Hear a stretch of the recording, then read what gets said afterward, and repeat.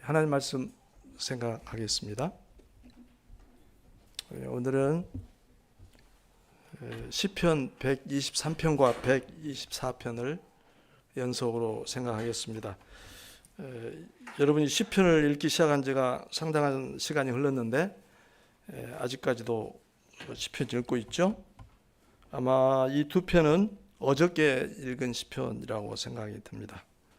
그리고 특별히 123편은 방금 우리가 함께 찬송을 불렀습니다만 찬송곡으로도 우리에게 익숙한 말씀인데 그 배경과 뜻을 함께 묵상하는 시간을 갖도록 하겠습니다. 언제나 생각하는 바이지만 시편은 사실 우리가 많이 분석하고 그걸 이것저것 궁구하고 하는 것보다는 시의 목적 자체가 그것을 반복해서 읊고 또 묵상함으로써 우리의 정서가 고양되는 우리 마음속에 그 시의 메시지가 전달되고 우리 마음이 그걸로 감동을 받아 우리가 변화되는 그런 목적을 가진 게 바로 시인데 또 우리가 기회가 됐으니까 조금 이 시를 더 깊이 이해한다는 차원에서 그 뜻도 생각해보고 배경도 한번 따져보도록 하겠습니다. 자, 그러면은 먼저 이 두 편에는 앞뒤의 시편들도 마찬가지입니다만은 제목이 붙어 있습니다. 그 제목을 우리 한번 읽어볼까요? 그 부제를 붙였죠. 성전에 올라가는 노래라고 붙어 있습니다. 다른 번역에서는 좀 더 이걸 구체화시켜서 성전에 올라가는 순례자의 노래라고 번역한 경우도 있습니다. 성전에 올라가는 순례자의 노래. 여러분 이미 알고 계시겠습니다만은 성전에 예배드리기 위해서 또는 성전을 중심으로 벌어지는 절기 행사를 위해서 예루살렘에 올라가는 유대인들, 특별히 디아스포라 유대인들은 오래전부터 여러 나라에 이런저런 이유로 흩어져서 살았지 않습니까? 특히 바벨론 포로가 있은 이후에 그들의 흩어짐은 더 심했습니다. 그 유대인들을 위한 찬송시다. 예루살렘에 예배드리기 위해서 올라가는 유대인들을 위한 찬송시다. 특별히 유대인들은 그들이 국내에 살든지 간에 해외에 흩어져 살든지 간에 율법에 여러 차례 명확히 규정되어 있죠. 최소한 1년에 세 차례는 새 절기에는 12살 이상 된 남자들 중심으로 성전이 있는 예루살렘에 올라가서 함께 절기에 참석하고 하나님을 경배하도록 명령이 되어 있죠. 유대인의 정체성 중에 일부가 되겠습니다. 안식일을 지켜야 하듯이 굉장히 중요한 부분이죠. 그래서 그들이 1년 주기로 1년을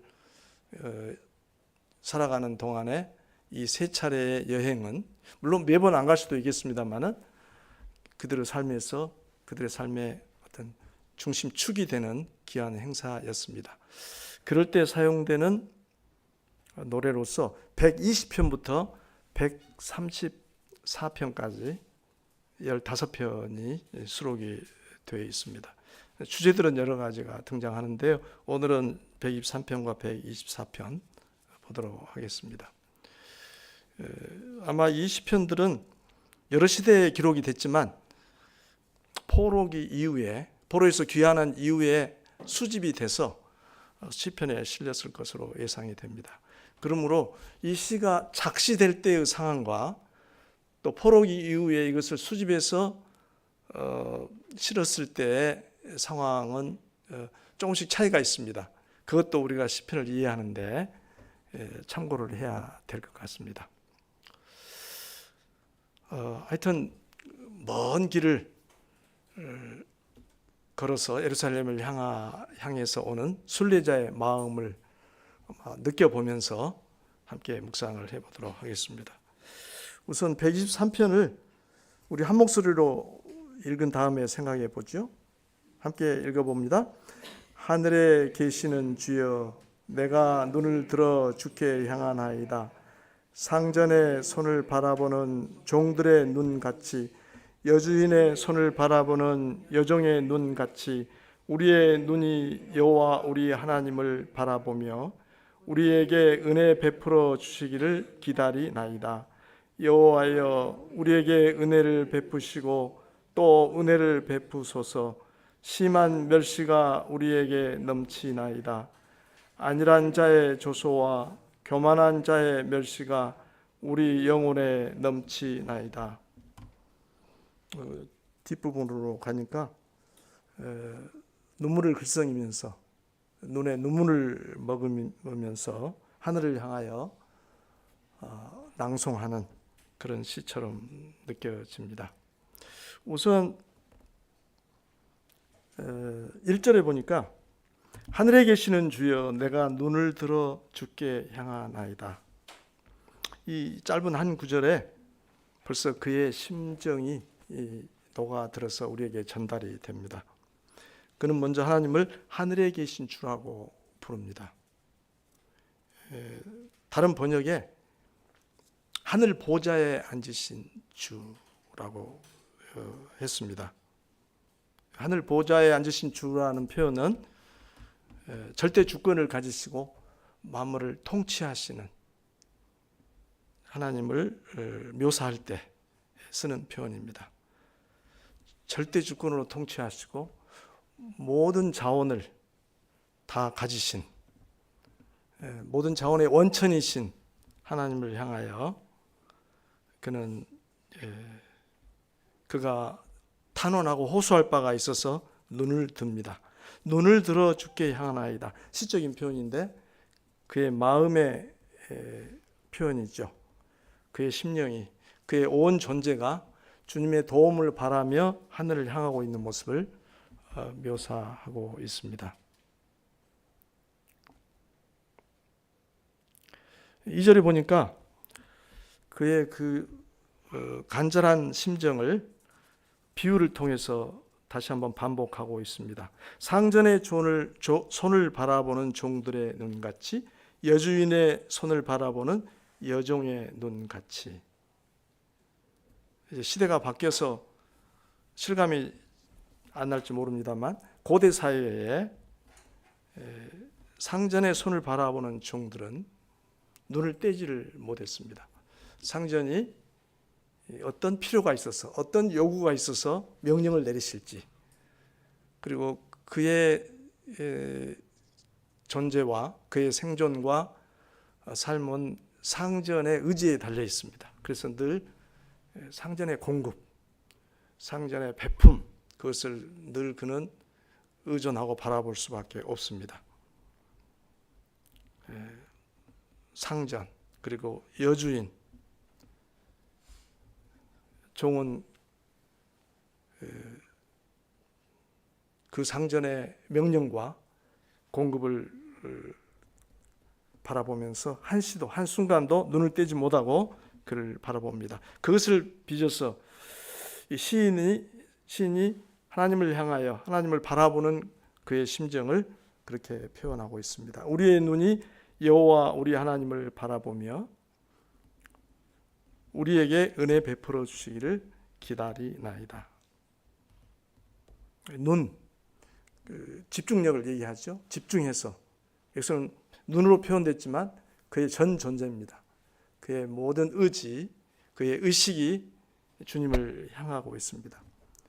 주님의 도움이 절실하게 필요한 순간이고 그는 하나님의 도움밖에 자신의 현재의 문제에 해결책이 없음을 마음속에 깊이 느끼고 있습니다.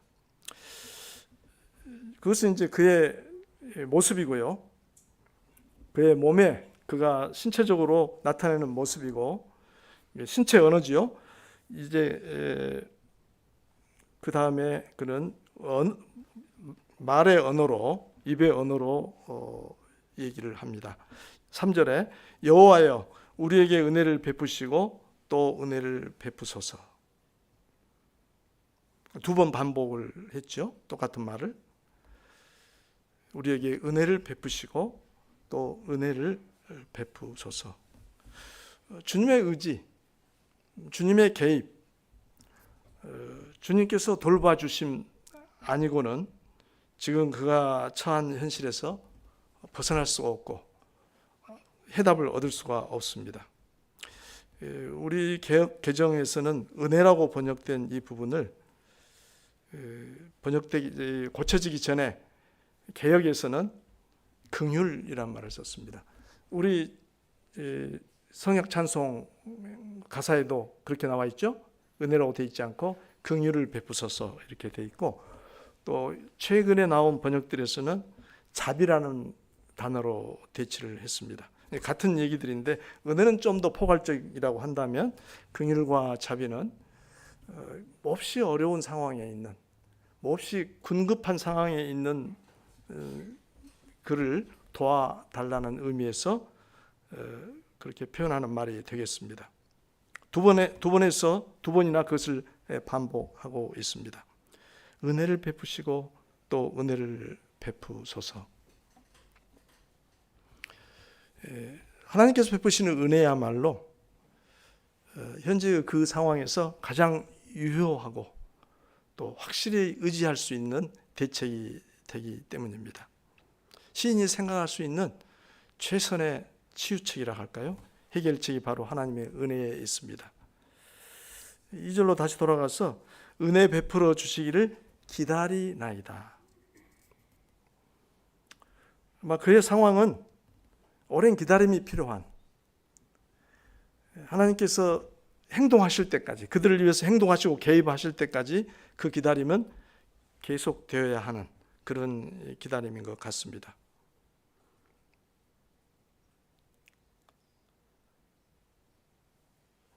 여기까지 우리는 시인이 하나님을 향하여 무엇을 어떻게 호소하는지를 살펴볼 수 있었습니다. 시인은 어떤 절박한 상황에 놓여 있습니다. 그것이 그의 인생을 옥죄고 있습니다. 자칫 낙담에 빠질 만한 상황입니다.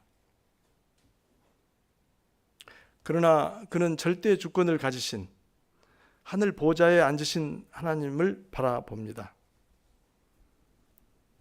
그분의 은혜를 간절히 기다립니다. 그가 긍휼과 자비를 베풀어 주시기를 호소합니다.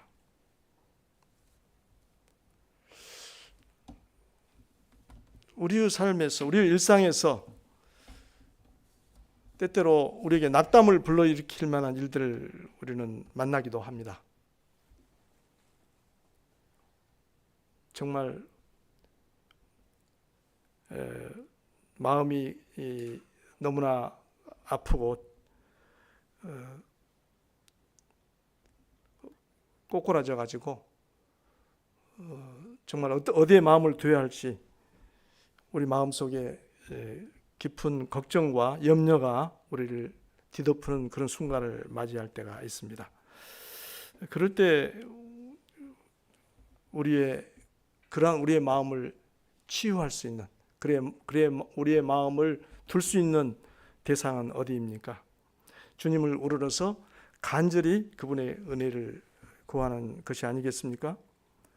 그러므로 신실한 신자라면 절대 주권자이신 여호와께서 우리를 긍휼히 여기셔서 구원해 달라고, 개입해 달라고 간절히 기도할 것입니다.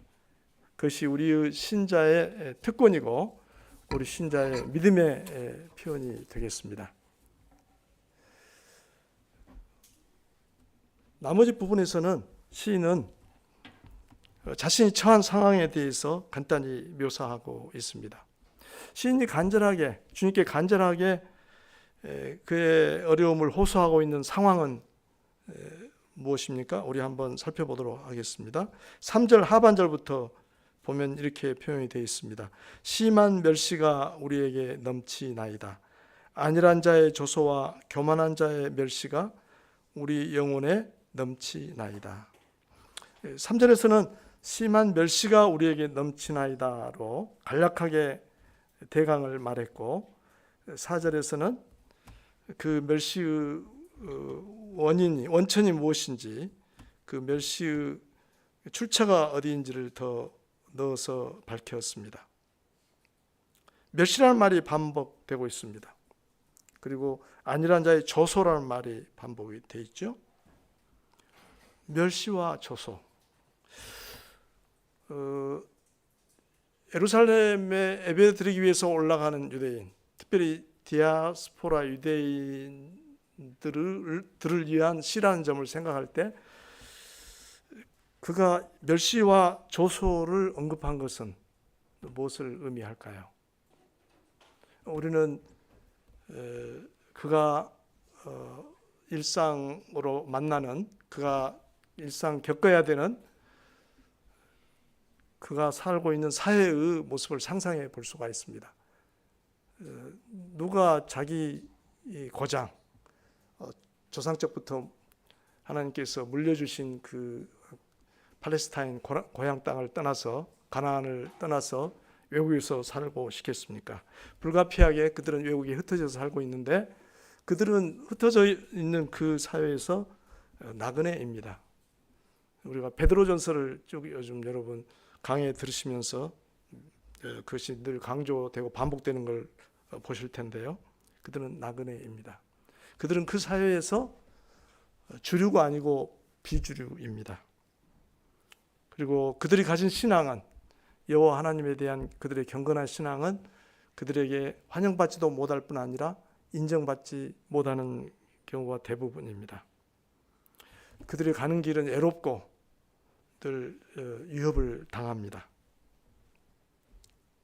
시인은 그들이 처해 있는 그런 상황을 한마디로 조소, 멸시, 이런 말로 표현을 했습니다.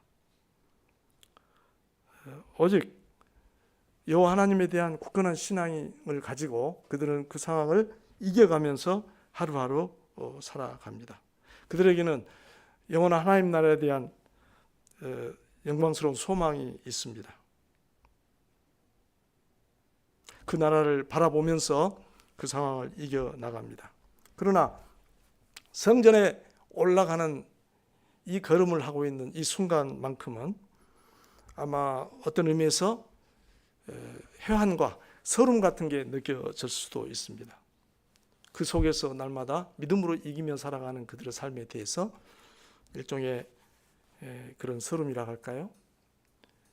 주님께 호소하고 싶은 그런 심정이 생겼을 것입니다. 그래서 심한 멸시가 우리에게 넘치나이다. 넘치나이다라는 표현을 2번을 썼는데 참 견디기 힘들 만큼 그들은 그런 멸시와 조소 속에서 살아갑니다. 그런데 그 멸시와 조소의 원인자, 출처가 어디입니까? 안일한 자의 조소와 교만한 자의 멸시라고 표현했습니다. 안일한 자는 편안하게 사는 자들, 아무래도 그들이 사는 사회의 주류들이죠. 재산과 권력과 많이 가진 자들, 힘이 있는 자들이 되겠죠. 그리고 여호와를 경외하는 자들에게 모종의 영향을 미칠 수 있는 그런 사람들이 되겠죠. 교만한 자들, 그것으로 그들은 거만하고 오만하고 자신을 뻐기고 남을 무시하고 하는 행위를 서슴지 않는 자들 속에 둘러싸여 있습니다. 그런 삶 속에서 그들은 삽니다. 그들의 조소와 멸시가 우리 영혼에 넘치나이다. 시인이 그것들로부터 느꼈을 어떤 압력과 그로 인한 고통과 슬픔을 이렇게 표현을 하고 있습니다.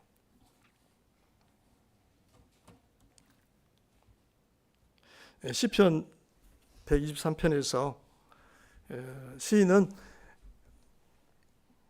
하나님의 사람들이 외인들로부터, 믿지 않는 자들로부터 견디기 어려운 조소와 멸시를 당하고 있는 사실을 호소하면서 하나님께서 긍휼로 개입해 주시기를 간절히 기도합니다.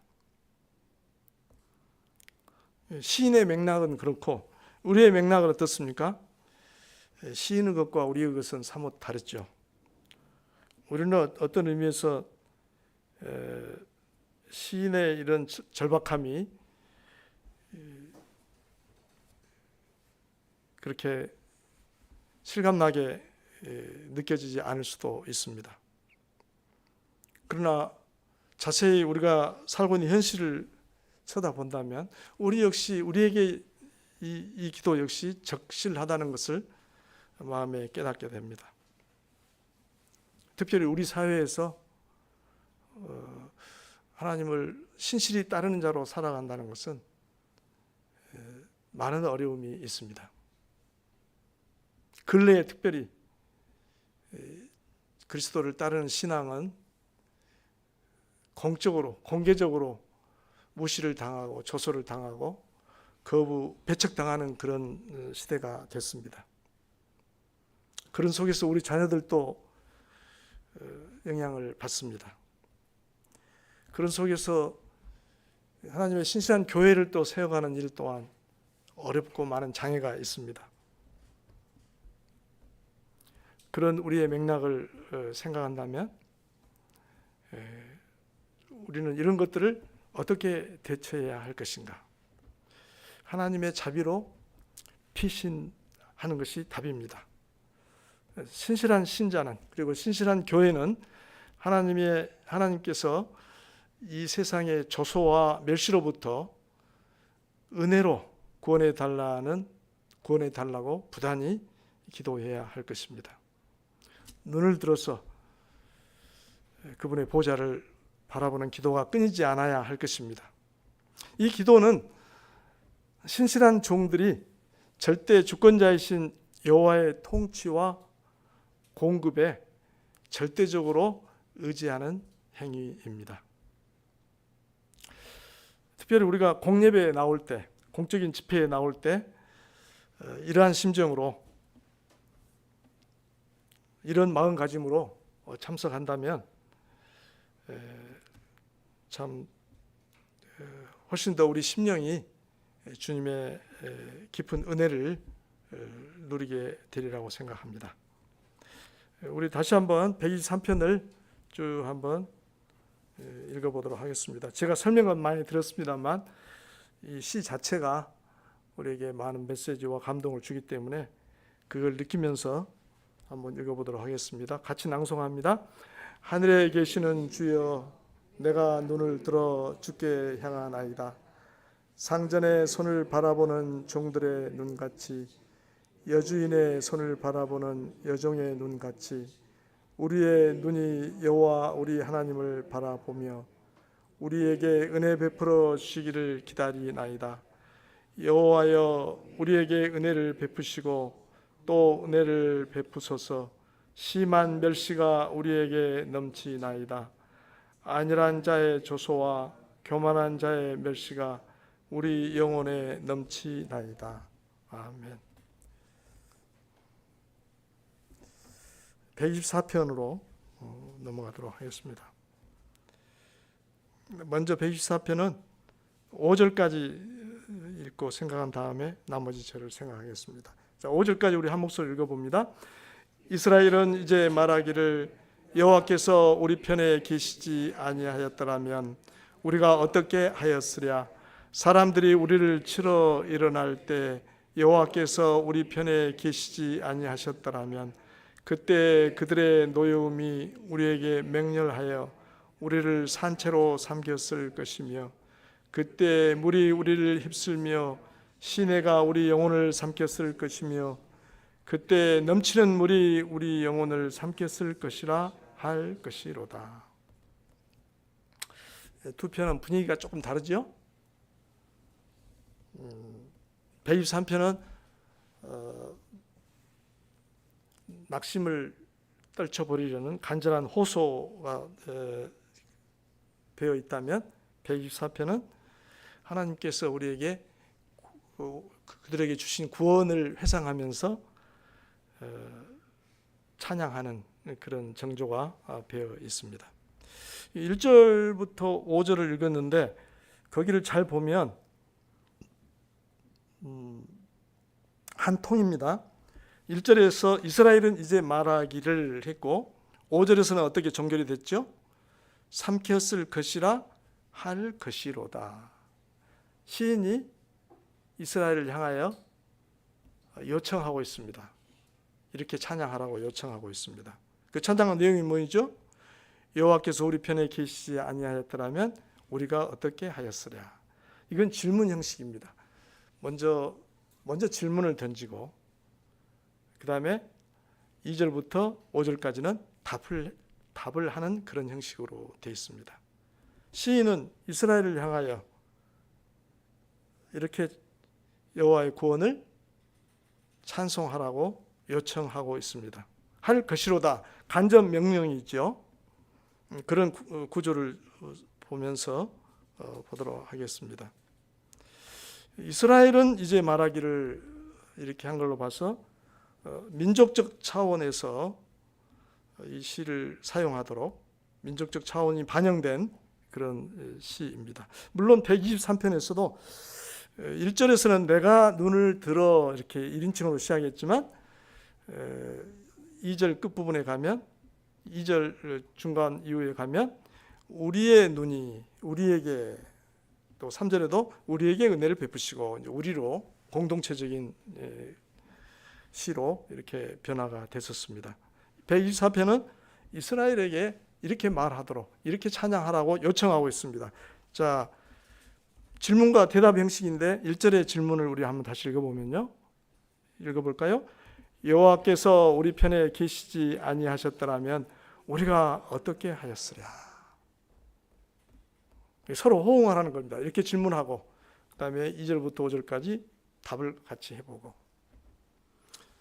여호와께서 우리 편에 계시지 아니하셨더라면 어떻게 하였으랴. 이건 과거에 이미 지나간 이미 그들이 겪었던 일을 회상하면서 이렇게 서로 찬송, 응답하라는 것입니다. 묻고 응답하라는 것입니다. 여호와께서 우리 편에 계시지 아니하셨더라면. 그러니까 이스라엘은 굉장한 위기를 겪었습니다. 그들의 전속이 위협을 당하는 그런 순간을 맞았습니다. 그들은 자칫 그것으로 파멸될 수 있는 그런 상황이었습니다.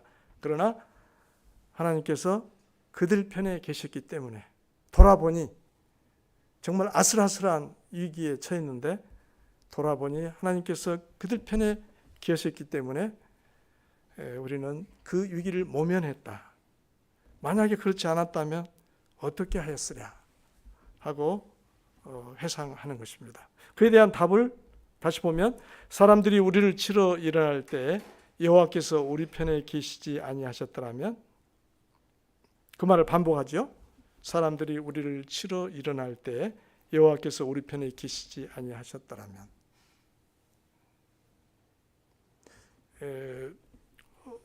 외적 침략이라는 상황이 여기에 배경을 깔고 있는 것 같습니다. 사람들이 우리를 치러 일어날 때 이스라엘은 다윗이 다스리던 짧은 몇 년을 제외하고는 끊임없이 외적과의 전쟁, 외적의 침략을 받았고 그래서 엄청난 위기를 겪은 일들이 많이 있었죠. 그때 어떤 사건들을 그때 몇 사건들을 회상하는 겁니다.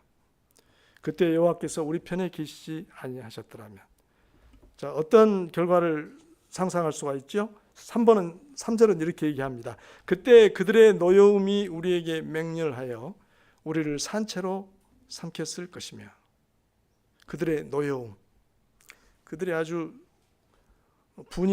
분노가 충천해서 우리에게 대한 엄청난 적개심과 적의를 가지고 큰 군대를 몰고 와가지고 엄청난 공격을 해오는 상황을 노여움이라고 표현했습니다. 우리에게 맹렬하여 우리를 산채로 삼켰을 것이다. 시인의 용어가 너무나 실감납니다. 우리를 산채로 삼켰을 것이다. 얼마나 끔찍한 섬뜩한 표현입니까? 그만큼 그 위기가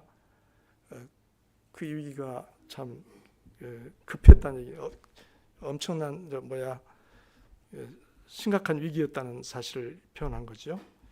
똑같은 상황을 이 위기를 다른 말로 이렇게 표현하고 있습니다. 4절, 그때 물이 우리를 휩쓸며 시내가 우리 영혼을 삼켰을 것이며.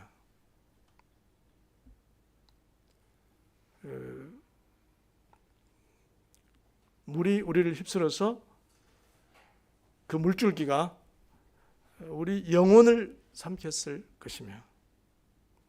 그러니까 영혼은 온 존재를 대표하는 말이죠. 우리가 아무것도 남은 것이 없이 모두 삼킴을 당했을 것이다. 사라져 버렸을 것이다. 5절은 조금 표현을 달리합니다. 그때 넘치는 물이 영혼을 삼켰을 것이라 할 것이다. 좀 더 강조했죠. 그 이기를 넘치는 물. 홍수로 인한 그 피해는 우리가 현대에도 자주 경험하는 바이지만 아무것도 남기지 않고 다 쓸어갑니다. 넘치는 물이 우리 영혼을 삼켰을 것이라 할 것이로다. 그 당대 조상들이 과거의 이스라엘 역사에서 그들이 겪었던 그 위기와 위험을 그림 언어로 실감나는 비유로 이렇게 회상하면서 노래하라고 시인은 이스라엘에게 요청하고 있습니다. 제가 질문할 테니까 여러분이 답을 한번 읽어보세요. 여호와께서 우리 편에 계시지 아니하셨더라면 우리가 어떻게 하였으랴? 예, 여러분 2절부터 5절까지 여러분 시작.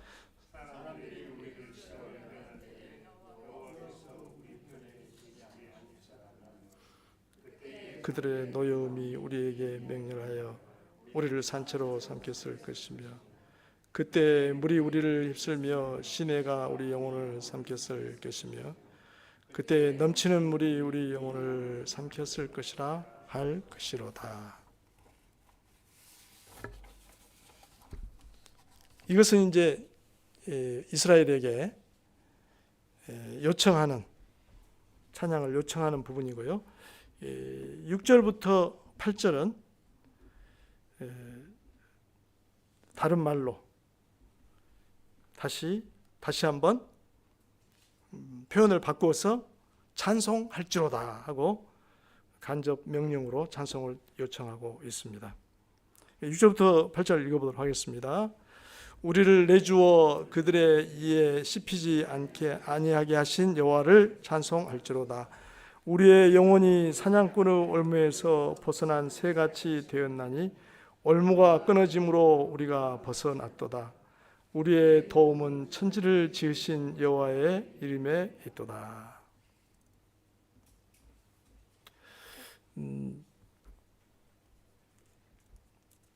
여호와를 찬송할지로다. 이제 이것은 공적인 찬송을 특별히 얘기하겠죠. 그분의 하신 일, 그분의 성품과 그분의 하신 일, 사역이 더 많은 사람들에게 알려지도록 하는 행위입니다. 여호와를 찬송할지로다.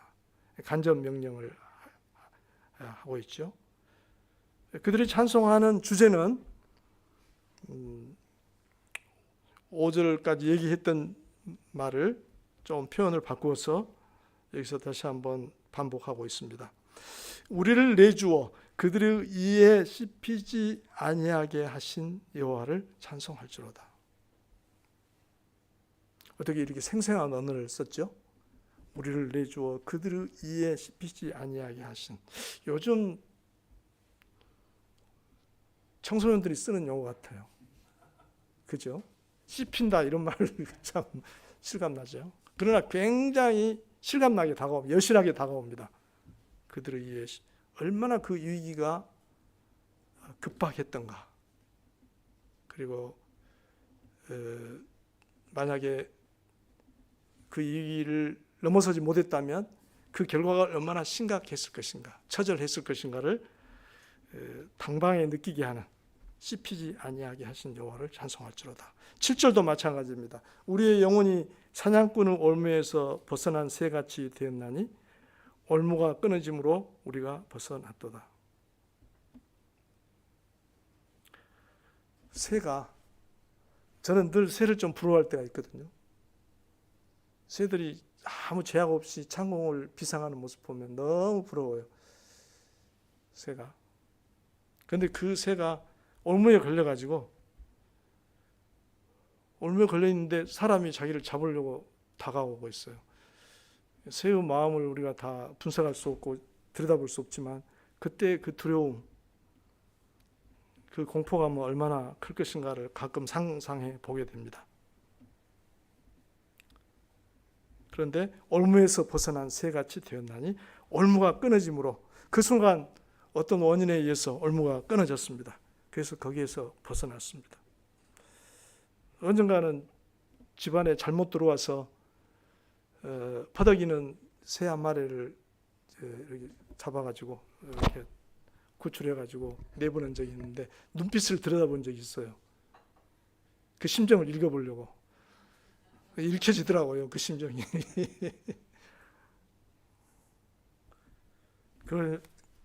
그런 것을 상상하면서 시인이 이 시어를 사용한 것 같습니다. 우리의 영혼이, 그것도 영혼이죠. 사냥꾼의 올무에서 벗어난 새같이 올무가 끊어짐으로 우리가 벗어났도다. 여호와께서 그들 편에 계셔서 그들이 경험하게 된 그 놀라운 극적인 구원을 이렇게 실감나는 묘사로, 표현으로 우리에게 찬양으로 들려주고 있습니다. 끝으로 시인은 다시 한번 우리가 어떤 결론을, 어떤 유익한 믿음의 결론을 내려야 될 것인지 시로 표현하고 있습니다. 8절로 읽어봅니다. 우리의 도움은 천지를 지으신 여호와의 이름에 있도다. 우리의 도움은 천지를 지으신 여호와의 이름에 있도다. 과거 이스라엘 역사에서 하나님께서 정말 위기의 순간에, 아슬아슬했던 민족적 위기의 순간에 그들을 도우셨기 때문에 그 위기를 벗어나 다시 안정과 평화를 되찾았던 그 순간들을 회상하면서 지금도 하나님께서 우리를 도우시고 우리를 지키신다 하는 그 사실을 확인하는 그런 찬송이 되겠습니다. 여기에서 하나님을 묘사하는 말로 천지를 지으신 여호와라고 표현했습니다. 123절 1절의 묘사와 조금 다르죠? 거기는 뭐라고 묘사했죠? 하늘에 계시는 주라고 했습니다. 조금 결이 다르죠? 하늘에 계신 주는 저 높이 계신 하늘 보좌에 계셔서 절대 주권으로 만물을 통치하시는 주님입니다. 그분이 천지를 지으셨습니다. 이제 아래로 내려오셨습니다. 이 땅 우리 곁에, 우리 가까이, 우리의 삶의 영역에 계시면서 우리와 함께 하시고 우리를 도우시고 우리를 지키시는 그런 여호와를 그는 부르고 생각하고 있습니다. 이렇게 해서 124편은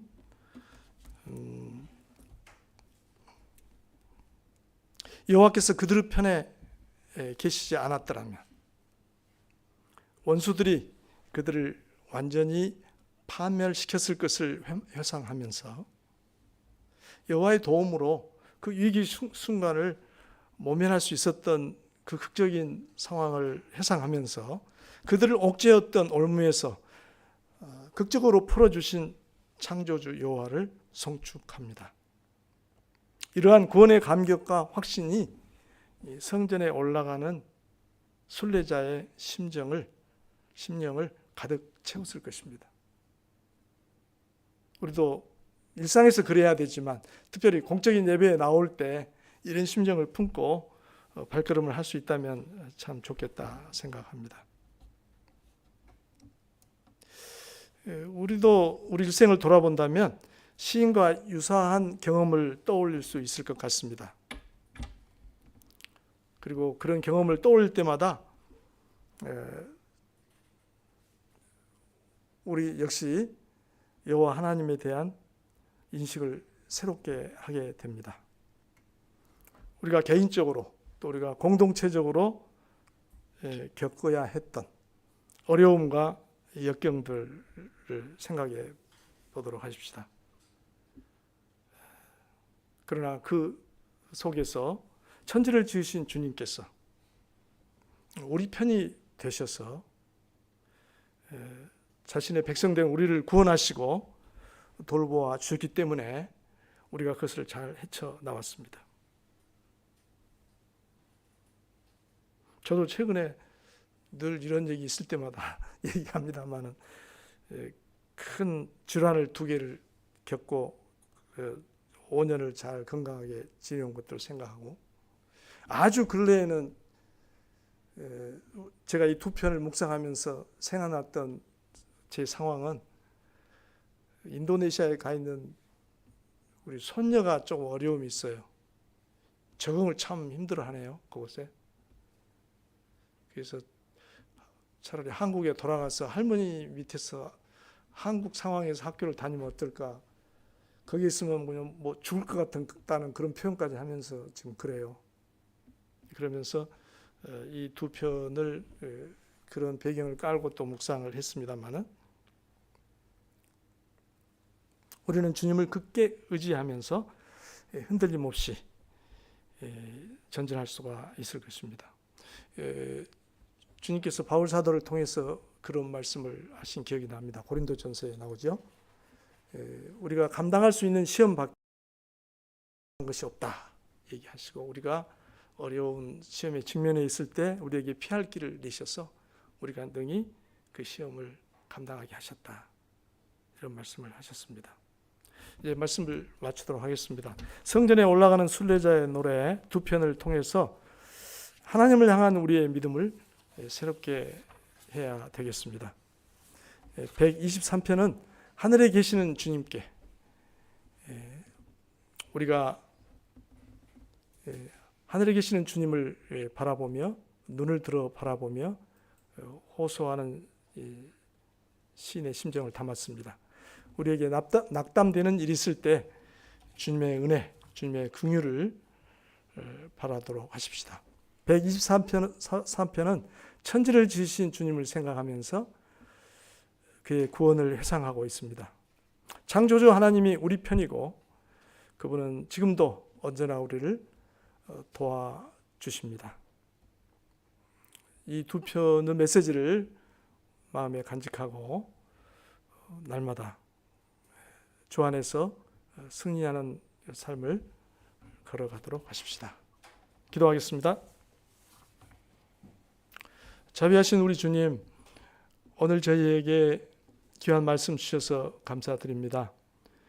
성전에 올라가는 노래 2편을 통해서 저희가 하나님을 더욱 굳게 의지해야 할 것을 알게 하시니 감사합니다. 저희가 낙담할 만한 일을 만날 때 하늘에 계시는 주님의 자비로 피하게 하여 주옵소서. 천지를 지으신 주님께서 모든 위험과 위기 속에서 우리를 구하시고 돌보아 주심을 믿고 언제나 주님을 의지하게 하여 주옵소서. 예수님의 이름으로 기도하옵나이다. 아멘.